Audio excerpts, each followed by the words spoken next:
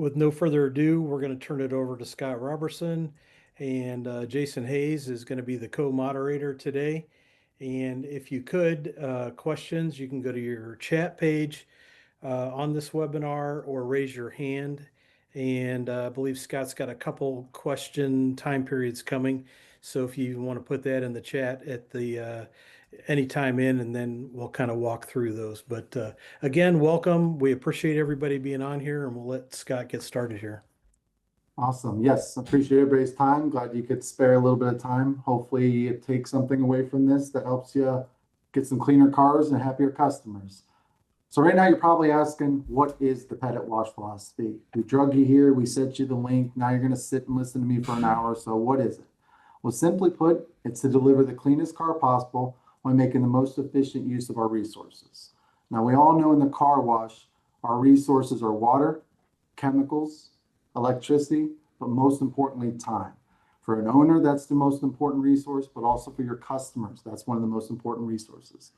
So for over the next hour, we're going to go over some very simple ways we can help you car wash operators and owners clean more cars, which makes more happy customers, which means clean cars. So that's what we're trying to do now.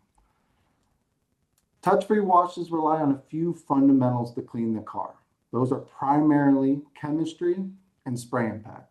For those of you that already own a wash or have been down to the factory that have been on our tour with Jason, you've gone through one of the Petit equipment, you've felt the shake, rattle, and roll, you've felt the impact that the Petit delivers on the car. Fun fact you may or may not know, one of the many patents that Petit has on the AccuTrack 360 is the technology that controls that impact so that the hood of a car like a Maserati or a Vet gets the same cleaning power that the hood of a ProMaster van might get. Now let's put on lab coats for a second.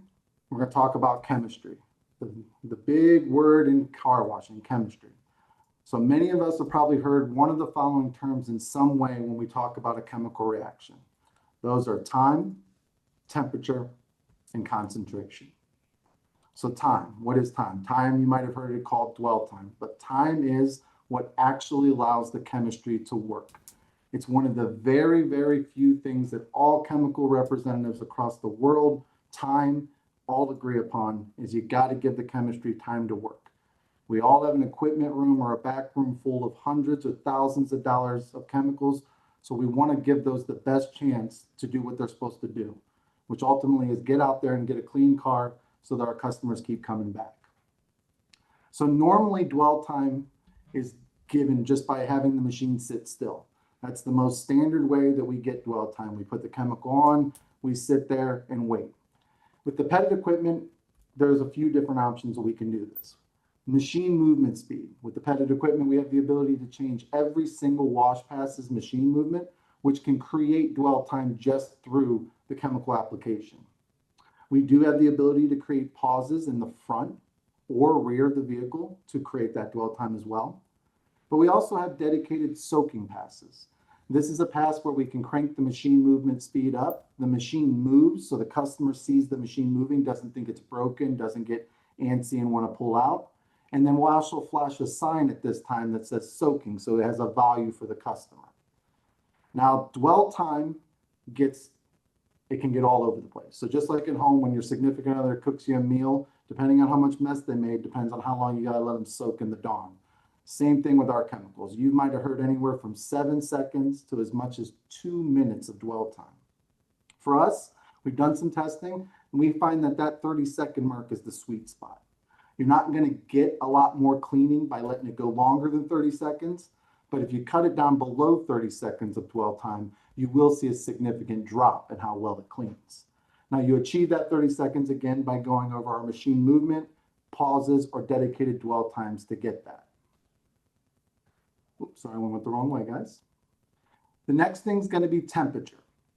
Now, all of our science teachers in school are going to be happy that I'm reminding us, but for every 18 degrees of Fahrenheit, the temperature increases, the reaction doubles in speed. So for us in the car wash environment, hot water means stronger chemical reactions on the car. So we're trying to get a nice, warm application of pre-soak so that it can do its job the best. Fun fact is, most of our car batteries out there are running at less than 50% of power during the winter months because they're a chemical reaction just like the chemical reaction on the car. Now, what is that sweet spot for heating our pre-soaks? Because some of you guys in the South aren't even heating the pre-soak at this time. So we found 120 degrees gives you a couple different things. Not only does it not make the pre-soak evaporate too quickly and lose its cleaning power, but it's not also going to deteriorate any of the rubber or plastic components, the mechanical components that actually apply them. So you'll find that almost all the equipment is rated up to about 120 degrees. Now you'll notice that this time I didn't really talk about heating the rinse water. There's really no need to heat your rinse water because at the time the high pressure rinse comes on, the chemical reaction is completed. The cleaning's been done. So there's really no point in heating the rinse water. That rinse water is there is just for the impact, and it's to take that emulsified dirt that's trapped in the detergents, pre-soaks, whatever you want to call them, and get it off the car. So there's no need to use heated water. You can just use ambient temperature, room temperature water at that point. The next part is concentration. Now you might know this as strength, titration, ratios, whatever you use to describe, it's the concentration. It's the ratio of water to chemical. Just like with anything else, the more you dilute a chemical, the less strong it is. So when it comes to pre-soaks, we don't want to dilute those. We want to run them as strong as your chemical rep will say. So again, your chemical rep is going to have some kind of top end point where if you go above that, you'll start to attack trim, fake chrome, some anodized aluminums, different things. So there's always a top end where you get diminishing returns or damage, but we never want to dilute our chemical. So every single soap that goes onto the car should be the best soap you have. So if your first pre-soak, no matter if it's a low or a high, is X, everything we put on there needs to be at that same cleaning power as X. So we don't want to put anything that might just have colors and looks pretty that dilutes the cleaning. We want to keep that cleaning power at the highest level. So everything that goes on the car cleans the car. Now you'll notice I didn't say low, high, high, low, one's better than the other. They all have their uses. Lows are going to attack those inorganic things like brake dust, mineral deposits, and clays. High alkaline products are going to do more organics like your tar, sap, oil, and road films, and bugs. Now, different areas are going to take different chemical applications to get them right. But one thing that's always going to hold true is we don't dilute. So for example, if we're doing a high application, the first high is, let's call it 40 to 1. Our second high needs to be at that same level. We don't want to go 45 to 1, 50 to 1 and dilute it. We honestly would have been better to just let the first application have more time to do more work than diluting it with a second application. Now, a lot of our customers out there are using a low product first or second, whatever it might be. And what I see sometimes with them is we'll put a low on at 40 to 1, and we'll use that number again. And then because the second pre-soak is a second application, we tend to dilute it a little bit. We'll put it on at 50 to 1, 60 to 1, whatever it might be. What happens is you dilute the first one. So if you're at a low, in order for the high to work secondly, it has to neutralize the low and then go over the top to get the high cleaning. So that's another reason why, again, you can't dilute it. You normally actually want to bump the concentration up significantly on your second if you're doing a two-step like a low high, because again, you got to neutralize the low that's already on there and then come over the top with the high. So again, the biggest thing with concentrations is you'll notice that I'm not going to get into whether low high is right, high is right, this concentration versus that concentration. We're just going to talk about diluting it. So again, whatever we put on first is the best. Everything that goes on there needs to be at that same quality, or we just don't put it on. Because I'll be honest with you, your customers don't know you use an acid or an alkaline. They don't know it's coming in at this ratio versus that ratio. They don't really care as much about the colors, I'll be honest with you. The show for the customer is a clean car. So ultimately, everything we put on the car needs to produce a clean car. Everything else, the customer really doesn't value as much. They didn't come there for a show. There's a movie theater down the street. They came there for a clean car, and they came there for a clean car quick. So how do we deliver that? That's what we're trying to do.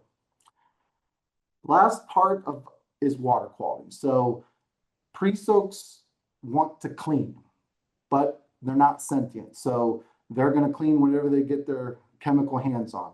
So if you're not working with clean water or soft water, the pre-soak is going to try to clean the water as before it gets to the car. So what is hard water? Hard water contains minerals like calcium and magnesium. These chemicals are due to groundwater dissolving them out of the rock in the aquifer. It's called hard water because it leaves that scale. So for your chemical applications, because we don't want the chemical to clean the water, we want to clean the car, you want to be using soft water. And soft is considered anything 1 grain or less hard.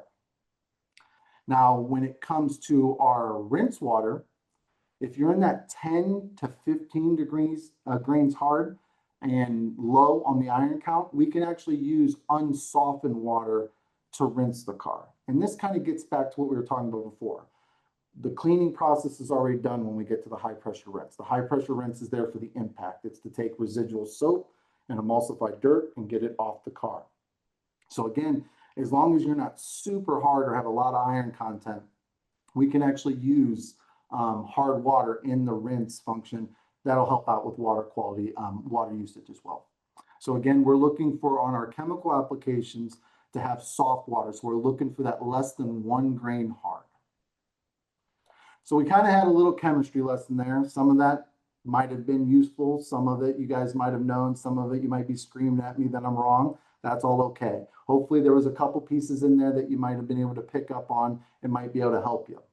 But now that we have that general chemistry lesson, how do we actually apply it to the car wash to ultimately get back to what we were talking about before, which is cleaner cars, happier customers, cleaner cars, happier customers. So again, we want to start with soft water for our chemicals. So Pettit's recommendation for your chemical application is going to be less than 1 grain hard, 120 degree Fahrenheit water to apply any chemical that goes on the car, specifically the pre-soaks. We want to keep our dilutions up. We don't want to dilute everything we put on. It is better to put on 1 pre-soak at a strong and let it do its job than put on 1 at a strong and then come through and weaken a second one just to have a pass, just to have a menu item, just to add perceived value to your customer. Your customers are there for 2 things, a clean car and a clean car quick. They don't care about the show as much as we'd like to believe. Give the chemicals time to do their work. It doesn't matter what we do or how good of chemicals we use if we don't give them some time to work.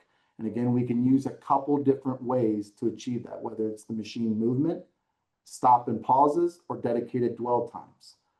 Now, one of the things that you might get pushback if you're an operator, a chemical guy, or whatever it might be, is I'm using more chemical, Scott. I slowed the machine down, so now I'm using more chemical. If chemical usage is an issue, then we don't slow the machine down to get dwell time. We'll keep it sped up to keep the chemical usage down, and then we'll add a dedicated pass or some pauses in the front and back. Again, don't add anything on top of the pre-soaks that will dilute it or take away from them doing their jobs. We want to give them the best opportunity. And then last and finally is rinse with as much impact as possible. And that's where we think the Petit can really help you differentiate yourself, is because we do have industry leading impact. So now we're going to talk about a little bit of a rough subject for some pieces. That's those waxes protectants. So whether you call them a polymer, carnauba, graphene, ceramic, all waxes and protectants do the same exact thing. They're trying to increase the surface tension of water and cause it to bead up. So as you can see, my very poor little drawing here, you got low surface tension, medium surface tension, high surface tension. So as that water, that surface tension goes up, that water droplet gets taller, less of it is in contact with the surface, and it's easier for the dryers to push that big high surface tension droplet off the car and get a drier car. Now, what you'll notice with a lot of our customers who have worked with us and allowed us to build up their efficiency is we don't always stack waxes on top of each other, because again, we agreed that all of these are meant to do the same thing. So if our first protectant, ceramic, carnauba, whatever it is, that first one gets on the car, sticks to the car, and does a good job, all additional applications of the waxes and protectants after that are just going to bead off the car. That's what they're supposed to do. So sometimes what you'll see, and we'll probably talk in future webinars about, is when we talk about our menu, sometimes a lot of our customers, you'll see, they'll say, okay, you have the basic, The better is the basic plus X. The best is the better plus another wax. So you're just adding those waxes to differentiate between the washes. In our recommendation, it would actually be a substitution. Kind of like I use an example when you go to get your oil change, you don't ask them to add the regular oil and then the synthetic on top. You substitute the lower grade oil for a higher grade oil. Same thing with the waxes. Our recommendation to keep a simple menu, a simple wash package setup, and speed is not necessarily to add those waxes or passes as you go up your menu and your cost, but to substitute with better products. Because again, at the end of the day, if the result is the same, the customer will pay you a premium to do it faster. So if we both can deliver a clean car that dries well, our customers are going to pay the person who can deliver it faster. That's the whole model that we are Amazon, McDonald's, everything. So if we can deliver it faster, we will. So we've kind of talked about the nerdy stuff, and the next thing is I'm going to start to talk about some improved packages. But I do kind of want to take an opportunity now, maybe take about 10 minutes. And if there are any questions, Jason can chime in, I can chime in, and we can try to answer some questions. But just if it is talking about actual wash package setups, I'm going to spend about 5 to 10 minutes on that next. So let's keep the questions if we can about chemistry, water usage, chemical uses, waxes, those kinds of things. So I'll pause for a second and see if we got any questions. D, to answer your question, absolutely. We can get the car clean without washing it beforehand. That's what we do all the time, so not a problem. Jim, I think I just Jim, I'm trying to let you go. Hold on a second here.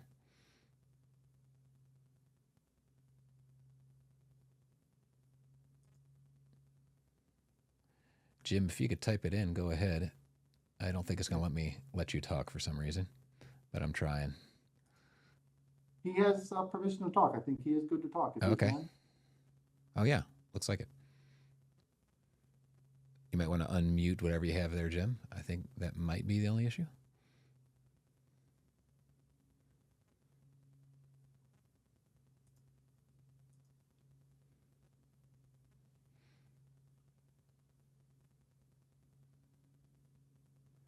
Yeah, we can't hear you, Jim, so we do not hear you.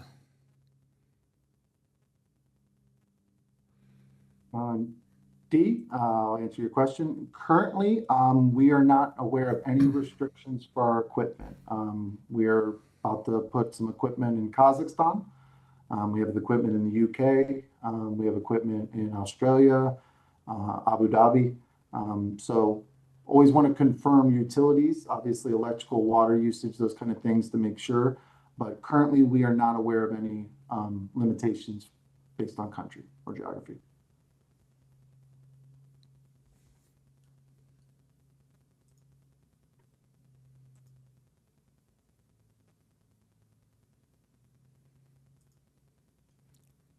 Thank you, Paul. I think we're going to move forward. Jim, if you think of your question, you can chime in the chat, and I'll make sure we reread it here, unless it's not letting you. You can also just interrupt me, and I'll be quiet. Let's talk. So yeah, we'll move on a little bit here real quick. So for those of you, Daniel, I got that question, so I'll stop for a second. Pros and cons of using RO for chemical. Not really many pros, only cons. Some chemical guys will start to go into the different ionic charges of RO water. But what I'll tell you is two quick, simple things. You don't need to. You're adding an extra cost because for every gallon of RO water you make, usually 1 gallon's being rejected.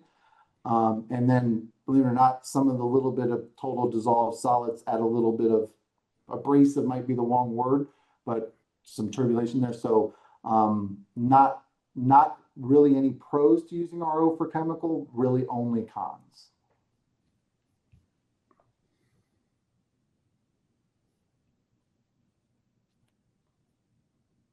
Yeah, Jeff, we'll talk a little bit. Your wax is kind of, again, based on the different ones they are, whether they're polymer-based, carnauba-based, whatever the base they are, they're going to react with the diaphragm materials in different ways. So your petted equipment comes with a Viton diaphragm in each of the rocket injectors standard, because that has the most chemical compatibility, especially with the pre-soaks. They're usually the most aggressive. That being said, the different sealants tend to have different effects on the diaphragms. If you are seeing your Viton diaphragm on your sealants go bad early, we can try an EPDM diaphragm. It's made out of a different material that usually handles the waxes maybe in a little bit.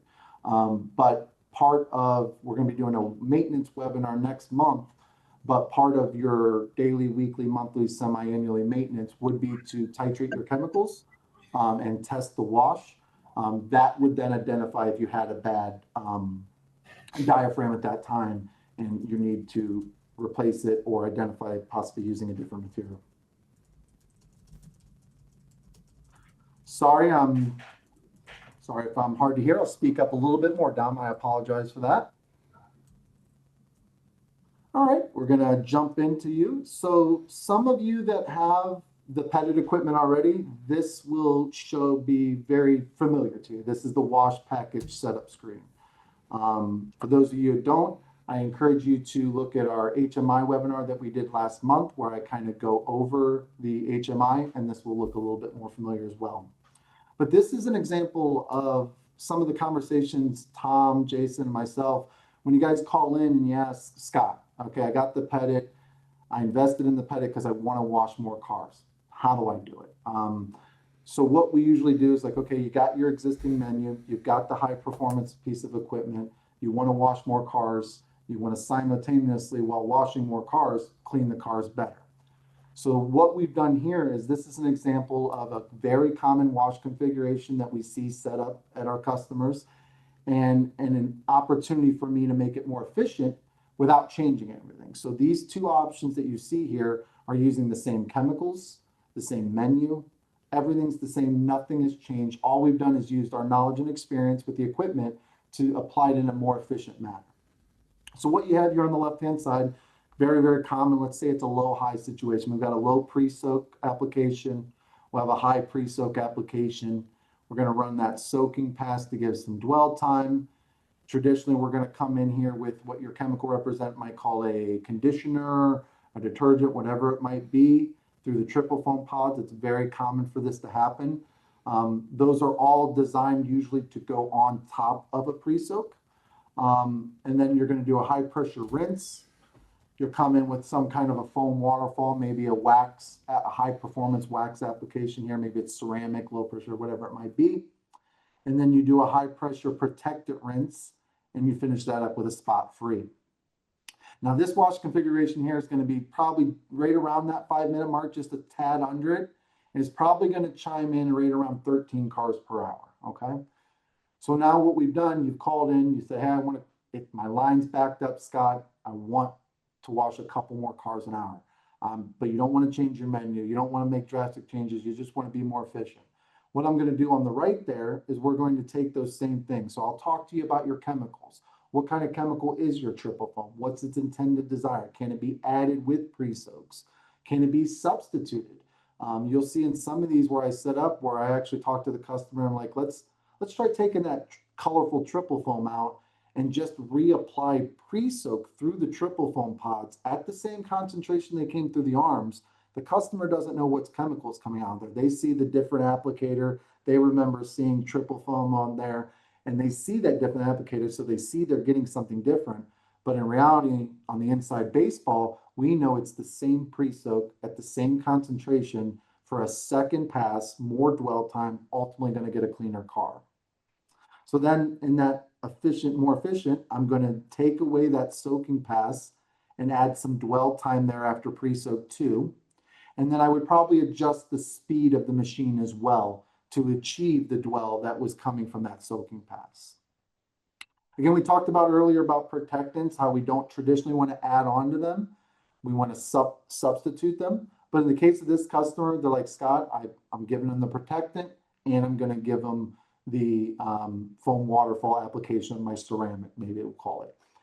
So all I'm doing here is I'm going to replace that high pressure water rinse with a high pressure rinse and the protectant at the same time. So removing that one high pressure rinse is going to save you probably almost 30 gallons of water, but it's also going to save you 30 to 40 seconds of time. So again, same chemical applications are on the left or on the right. We've changed nothing. We're applying all the same chemicals. All we've done is change the order a little bit and applied different timing techniques in order to get the same thing. So we're getting the soaking pass through machine movement, and we're getting the elimination of a high pressure pass by taking that high pressure rinse with protectant as our rinse, and then the ceramic over top of it. Now, you might say, well, Scott, then the ceramic's going to rinse off the car because the protectant went on first. I agree with you. Let's just get rid of the protectant at that point and only put on the product we want. So that's where we get back to those situations where we might substitute versus adding on a wax or a protectant to build value. Because again, customers don't value chemistry, they don't value show as much as they value their time. Second slide here is just going to be a different kind of wash package that we would even be more efficient with. So on that one previous that we just had, we went from 13 cars an hour. That little efficiency that we increased there is going to add between 3 to 4 cars an hour and bump our per car hour up to about 17. The next one here, we've got a very similar to the one we had before, which is right about that 17 cars per hour. But we're going to go one step further. So we looked at this, and this customer wants to be a little bit more aggressive with their efficiency. Maybe they're ready to make a menu change. They really thought hard and long about when we talked about substituting waxes versus adding on waxes. And like, Scott, I tried it for a little while using a test wash pass. I think everything looks great. Let's make the big change. So this is one of those situations where we're going to take, again, low pre-soak, high pre-soak, soaking pass for dwell time, conditioner or detergent, high pressure wax protectant, spot free. He still wants to give the customer value. It's like, I can't just cut stuff off. I still got to give it value somehow. So we're going to take that low pre-soak and still apply it like we normally would. Going to add a little bit of dwell time after that. And then we're going to come with our high pre-soak this time, but instead of just applying it through the same arms where the chemical, the customer doesn't know, it just came through the same arms. It's white soap. They don't know it's a low now versus a high later, whatever it might be. So in this case, this customer is going to apply their second pre-soak application through the triple foam pods and the foam waterfall. Really gives a really good application of the pre-soak. Customer seeing it come from a different applicator. A different sign is flashing in the bay. So the customer's seeing these different visual cues, and that's achieving the value metrics for them. Again, after that point, with a little bit of dwell time, we're going to do a high pressure rinse with a wax injection happening at the same time, and then the spot free. So this is that famous Petit 4-pass velocity that if you came down to the washes here at the factory, Jason or myself might have showed you. And if you start to hear it out in the world, eventually this is where some of our most successful customers get to, because they start back here at this 8-pass and they slowly transition to 6, and then they start to see the value in their time for themselves and their customers. And this is the final evolution. If you're old like me, this is Voltron in its final form, all its powers combined. So when we do this here, again, we've trimmed another 2 wash packages. We haven't sacrificed wash quality. And now we've brought up another 3 to 4 cars per hour. And now we're somewhere near around that 21 cars per hour. Now, if you weren't here at the beginning, I kind of did a little bit of a clarification of these numbers. So you've probably heard our equipment is capable of doing 29 cars per hour. 100% is. But there are a few prerequisites that it takes to get to those top end numbers. One of those is going to be a 4 wash pack setup like we're seeing here. Another one's going to be length of the bay. Another one's going to be queuing. So we got to take all those different things out of the equation that cost us time. So it's the customer struggling with the pay station. That's a time thing. It's the customer going from the pay station to entering for the underbody. That's another slowdown point. And then the dryers is a third slowdown point. What happens is with large lots and large bays, we can add queuing, which solves the solution at the pay station. Queuing also solves the underbody slowdown. And then a long bay solves the dryer slowdown, because what happens is your customer in those long bays where those dryers are 20 feet away, 10, 15, 20 feet away, They see that timer come on and start counting down from 60. And in their mind, I'm losing my time. I need to get up there. So they hurry up to those dryers, which gets them out of the wash equipment, which allows the next customer to load. So while the 60 seconds dryer timer is counting, the underbody's running, we're parking, we're starting to put the pre-soak on. That's where those 21 car per hour numbers can become 28, 29 cars per hour. But it does require the machine moving fast, does require queuing, and does require a long bay to achieve those theoretical numbers, which we do see at a lot of customer sites. But the numbers I'm using right now are assuming you've got a 40-foot bay. You've got no stacking, no queuing, none of those things. So these are just some examples. Ultimately, the best solution is going to be long-term is when you start to get to this point where you're like, I've got the Petit, it's a busy day. How do I wash more cars? How do I get cleaner cars? Give us a call here, whether it's at the sales department, the technical department, and then what we will sit there and do is say, hey, are we changing anything right now? Are we keeping what we already have? And then we'll just get efficient. But if you are open to simplifying the menu, adding those queuing, that's where the sales team and the technical support team can really help you simplify your menu and really, really make a huge adjustment to the wash packages to get more cars. That concludes the brief explanation on a couple simple wash package setups. Again, some of these might look like ones you have at your own site and you thought I stole them from you. I swear I didn't steal them from anybody. These are just some very common examples that are fresh in my mind from having conversations with many of you folks about how to wash more cars, create happier customers, clean more cars. So with that being said, if anybody has any questions about wash package setups or why do we have this? We have a couple good questions here. We missed one by Larry asking about RO reject. I believe, Scott, you know the specs off the top of your head. So Larry, it depends on how good your water is, and Scott's going to explain that.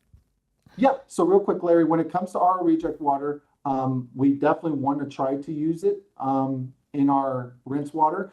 But again, like Jason was saying, we got to check one thing. So it all depends on how bad the water is coming in.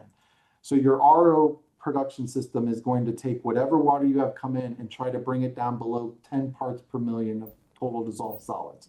So round numbers, if you start off at 400 TDS coming in and you go down to 10, that 390, 400 minus 10, that 390 is added to the 400. So your RO water is 10 or less, and your reject water at that point is 790 TDS. That would be too much total dissolved solids to use the reject water as rinse at that time. We kind of like to see the reject water be less than 500 parts per million to be able to be used as part of your rinse water. So what, to make it even simpler yet, which was a good explanation, water coming into the lot, into the bay, what would the hardness be about? 300 or less. Okay, so if it's 300 total dissolved solids. Total dissolved solids. Yep, 300 parts per million total dissolved solids. 300, 350 would be the top end of it, because in that case, you'd be 500 to 600 reject water. Perfect. Okay. Do you recommend underbody time plus dryer time for smaller bays? Do you have a recommended underbody time? Underbody time, pretty much no matter what bay, is going to be 30 seconds. The Petit is pretty neat, and if they breeze through it real fast, it's going to shut off. Dryer time, there's kind of two effects there. Number one effect is if it's a short bay, you probably want to keep it down around 60 seconds. But if you're using VFDs, they usually have a 10-second ramp up time.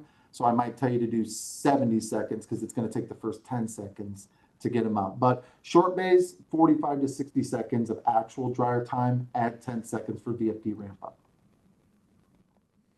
And what kind of queuing, 1, 2, 3, prepaid, Marco, as long as there's at least one car after the gate, then you're good. So it doesn't matter if you have one car or 10 cars. If there's at least one car and then a gate opens and it's waiting in line to go right into the bay and the gate closes behind them, typically that adds 1 to 2 cars an hour. That's what we find. Usually that number, Marco, is limited by your space. Some of our sites here you might have visited, if you come down, we've got 5 or 6, other 1 or 2. Like Jason was saying, 1 to 2 gets you 95% of the pros of queuing. So there is diminishing returns after that. But if you think about it, every person beyond the gate is a paid customer and more likely to stay than if they're in line on the other side of the gate. And then Scott, I think you see these, but what is the function? Which function for the triple foam? So that's something you're going to want your chemical rep to expand upon, but generally, most triple foams have two functions. Show, so they have a dye in them, and generally, dyes cannot stay suspended in strong chemicals. The reactants within the chemicals attack the dyes in most cases. So traditionally, your heavily dyed products are by design weaker. So the two functions of triple foam are show, those dyes in there making the windshield look pretty. And then the second function of them, and probably the more important function, is most chemical representatives will tell you they are a conditioner. They are designed to help prepare the surface for waxes and protectants and sealants. Little point on that, it kind of segues into this nicely. There's kind of two general ways waxes get on a car. And the chemical guys in here are going to really love my oversimplification or hate it over the simplification.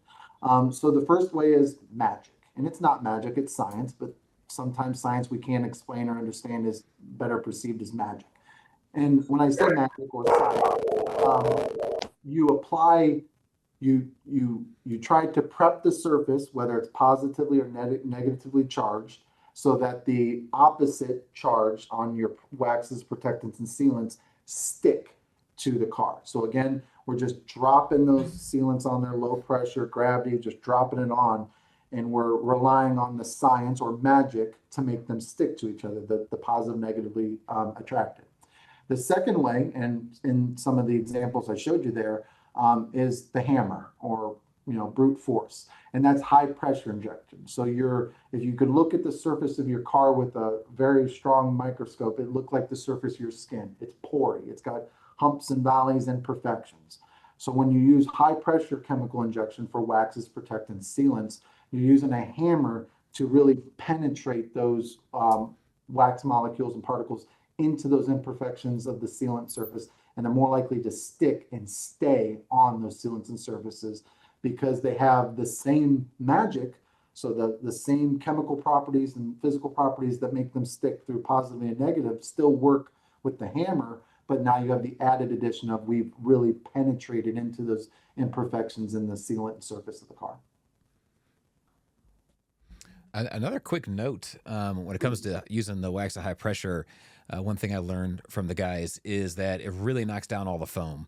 So when you're using foamy stuff, because we use the wax or sealant in the high pressure, I've never seen a Petit go through the dryers and there's still foam, or what a customer would say, quote unquote, soap still on my car. You really don't see that in a Petit because we're using some type of sealant or something in high pressure. Again, typically preferred and best practice. They usually do have a defoamer as part of them. Yeah, so that is correct. And then Paul? Yep. Go ahead. No, go ahead. Does the Petit timer chemical applicator act as a rust emitter for the underbody upon entry, or is that added as a chemical during pre-soak? So the Petit has the ability to do both. So the simple answer is no and yes. So the CTA chemical tire applicator is meant to either do a pre-soak or some kind of soak application to either the tires or the whole rocker of the car. For rust inhibiting, we have the ability to assign an injector on our chemical board to high pressure inject a rust inhibitor into the high pressure pump into the underbody spray under it. So they're two separate. You would have a chemical tire applicator or rocker treater, and then the rust inhibitor comes to the underbody.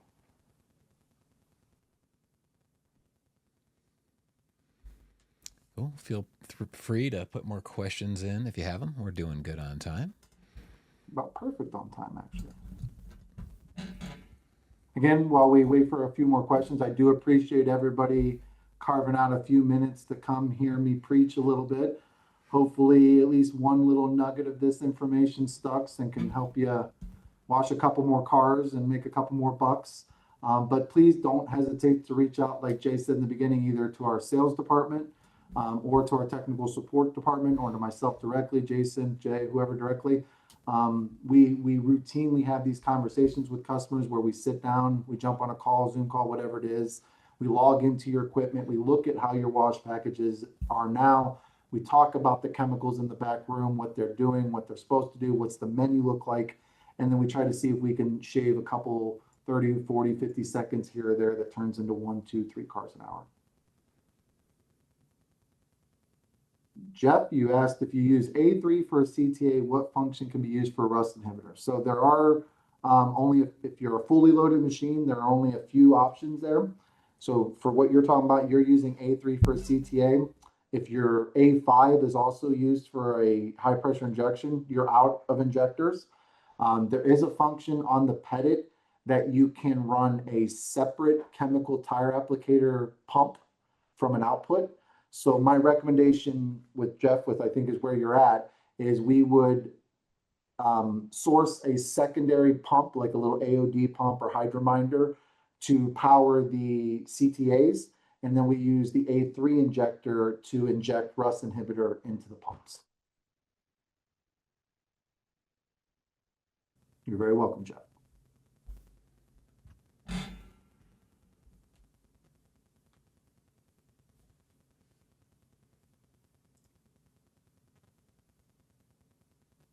Roger, that's a good question. That question has a lot of variables in it. You know, cold climate for me here in Ohio is pretty chilly. For some of our customers up there in, you know, some of the upper provinces of Canada and Alaska, they have a whole nother definition of cold, as is Tony and Doug down there in Texas probably have a different as well. What I always like to say is all car washes are designed to use water as the main media. And water freezes below 32 degrees Fahrenheit, 0 degrees Celsius. So ultimately, it is the responsibility of us as operators and owners to maintain the environment in which the car wash is going to operate above freezing. So any kind of freeze protection, heat tape, rail heat, all those kind of things are ultimately buying you time, but there is still always going to be a point where you're freezing. And that just goes along. So we is running off the principle that running water doesn't freeze as fast as stationary water. Heating up the rails is going to make it so the machine doesn't slip. But ultimately, again, the car wash uses water. Water freezes at 0 degrees Celsius, 32 degrees Fahrenheit. So whether it's using doors, radiant heat, whatever sources we have to do, we ultimately have to keep the wash environment on average above freezing in order to wash the car. So the equipment routinely runs in weather below freezing, but that is within a bay that is maintained above freezing. So yes, unfortunately, without doors, you would struggle to run much below freezing for a long period of time without causing significant issues.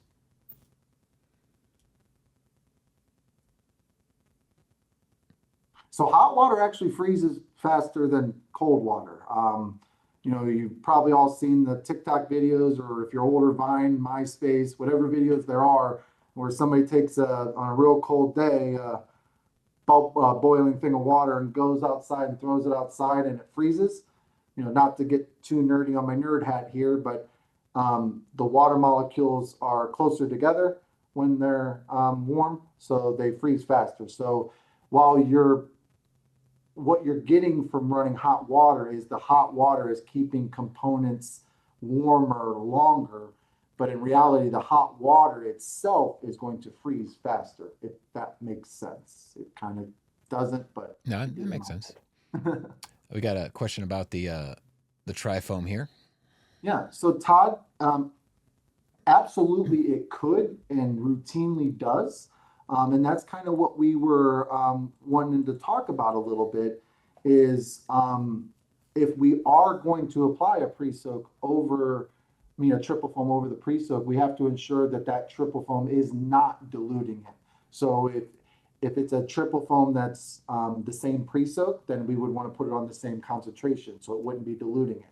If it's a separate product, we start to want to consider, why are we putting it on there? Are we just putting it on there because it looks pretty? Maybe we can do better with a strong pre-soak that gets the car cleaner and using our light assembly. So it all depends on what the pre-soak's job is meant to do. And then we will adjust that chemical and its concentration so that it does not dilute the pre-soak. So yes, it is very common that it does, but kind of what we're talking about here is in an effort to stop doing that. So what kind of practices can we do so that we're not diluting the pre-soak with our triple foams? Is that using a different chemical through that applicators, or is it just bumping the concentration of the current chemical you're using? Sorry about that. Now, a lot of our customers are using the same pre-soak through the triple foam as they are the arms. Now, Scott, are they using the exact same tip? And is that the same concentration, same titration, or does it change? So the tip changes because the injector changes. So, but the concentration does not.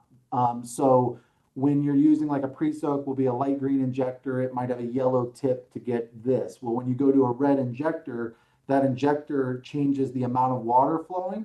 So we have to change the tip to keep the ratio the same. So volume will change, but the ratio should not, is the overlying chemistry principle is, even though volume would change, applicator will change, dilution, concentration, strength should not change. And we have a question here. To our knowledge, do scents dilute pre-soaks? I want to be clear, not a chemical guy, not a chemist, but my basic understanding of chemistry leads me to believe that fragrances and dyes are usually the first things to be attacked by the active ingredients within pre-soaks. So traditionally, fragrances and dyes are either a indicator of a weaker chemical in most cases. So yes, I guess the answer is, in most cases, the scents don't dilute the pre-soaks, but by design, if you have scents and dyes in your pre-soaks, they are usually diluted or weaker. Usually, that is a over-encompassing, not to include all.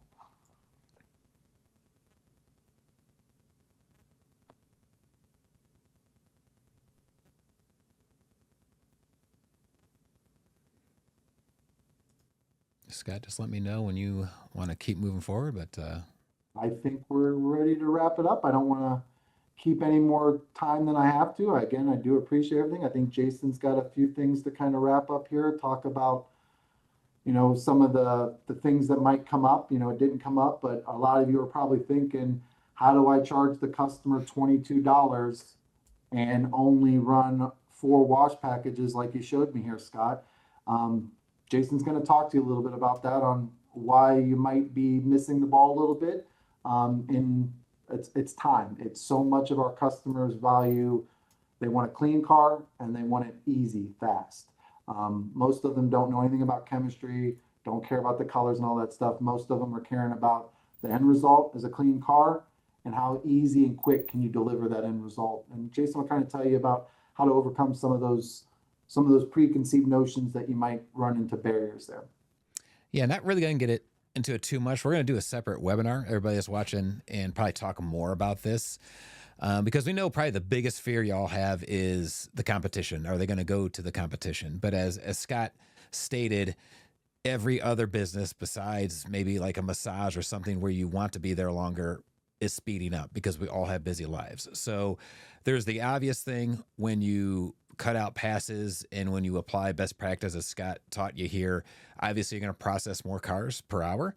And then the other thing, we're going to quote somebody from the ICA. So one thing Jay Bear said, he spoke at the ICA this past 2025 here in Vegas.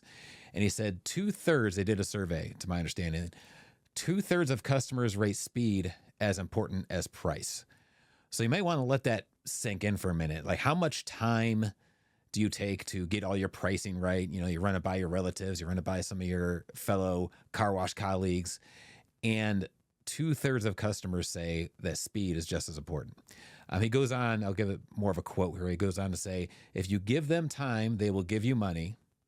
If you cost them time, it will cost you money. And I find that to be very true. We look at car washes for a living, and those who typically have a faster setup seem to be doing more numbers. So Yeah, people value their time. Scott comes from the quick lube industry, and they were able to charge more because they were faster. And it's also pretty interesting that the quick lube industry keeps growing, even though maintenance intervals are going down, and there's a certain percentage of electric cars out there. So even though going from 3,000 to 5,000, now they're doing 10, 15,000 mile oil changes. So cars need less maintenance, and there's a much increasing percentage of electric cars. The quick lube industry is still growing because people just don't want to make an appointment. They don't want to wait at their dealership, that kind of thing. And again, all of fast food exists because of this as well. We know we can get better, healthier meals everywhere else, but still the industry also keeps growing. Let me see here real quick. Yeah, this has been a trend since '96. It used to be that when they started doing surveys, over half the people surveyed wanted to wash their cars at home, and now over 80% prefer to go to a professional car wash. It's not only time, it's convenience. So we'll touch on that and on another webinar, and we'll keep that. I see some people chiming in here. Yep, it definitely indeed is true. So webinars to keep in mind. We have one coming up. Scott's going to take care of August 22nd, the best maintenance practices for Petit. And even those who don't own a Petit, you're going to see how easy and simple it is to maintain. We just released a video on YouTube with a young lady who does all the maintenance herself, and she has no car wash knowledge. It is an awesome machine to maintain and work on. And then September 23rd, we're going to talk a little bit about marketing ideas that work. Make sure we might check out a few more questions here in a minute, but make sure you also check out petitautowash.com, and please look at us and share us on all social media. We're out there on social media, and especially those who have a machine. If you have a machine, if you could just keep this in mind if a post comes up, we really appreciate that. And we're going to check the questions, though. We're going to slow down a minute and see if there's any other questions. Vic, appreciate your input. Is always awesome. Someone who's extremely experienced in the car wash business. You're talking about menu size. I agree with that. We will probably chat about that on the next webinar, but you're really good there. Real quick, Nate, real briefly, since you brought it up, hoping to release the extra long rails by the end of the year. Marco, yes, definitely have tons of thoughts about unlimited plans, monthly plans, subscription plans as it relates to monthlies, Petit equipment. Jason has tons of thoughts on that, including ourselves. Hoping to have in September another one of these hour-long webinars where we really tackle that. May even break that up into a multi-part series because it can be severely influential, very detail-oriented, and can make or break success. So yeah, Marco, look forward to at least bare minimum September, but possibly multi-part series on that. Vic, yes, like you said, time is supremely important. Talking about the menus, simplifying the menu, I think you nailed the head there. It's kind of like we were talking about, instead of adding on, substituting, and it goes along with what you said there. You're talking about why substituting, why you're getting a better product instead of the add-on. So like your thoughts there on the menu. I'm going to briefly go through the slides here. For some people that came in a little bit late. Roger, just real quick, our YouTube channel is extremely helpful. So check out our YouTube channel, and you can go to just our petitautowash.com, and you'll be able to find our YouTube channel through there, or just search us on YouTube. But you'll be able to find our previous webinars. We'll post them on there, as well as a lot of other very important information. Welcome. And including this one as well. Oh, yeah. Yeah, give us 48 hours or so. We'll try to get up there.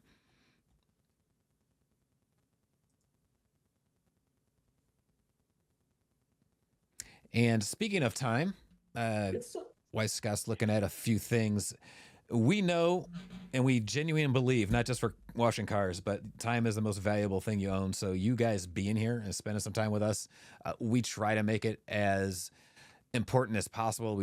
We care a lot about your time, and so we try to make it as valuable as possible. So we do appreciate it, and just keep letting us know of what you want us to talk about, and we'll work on that.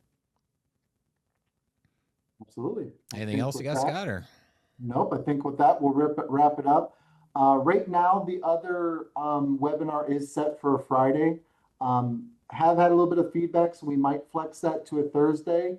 I know sometimes Fridays get real busy from you guys, so keep an eye out to see if we may end up flexing that webinar coming up to a Wednesday or Thursday to just make it a little bit easier on your guys' schedules. Right now, it is scheduled for that Friday coming up in August, but just keep an eye out if we do end up doing a date change on that. Awesome. Well, thank you all for watching. And there's anything else, Scott, are you good or? Yep, look forward to the marketing one coming up in September, or give us a call on our sales team and we can talk to you a little bit more about some of those marketing questions. Other than that, guys, I appreciate your time. Thanks, everybody, and have a good weekend. Thank you all.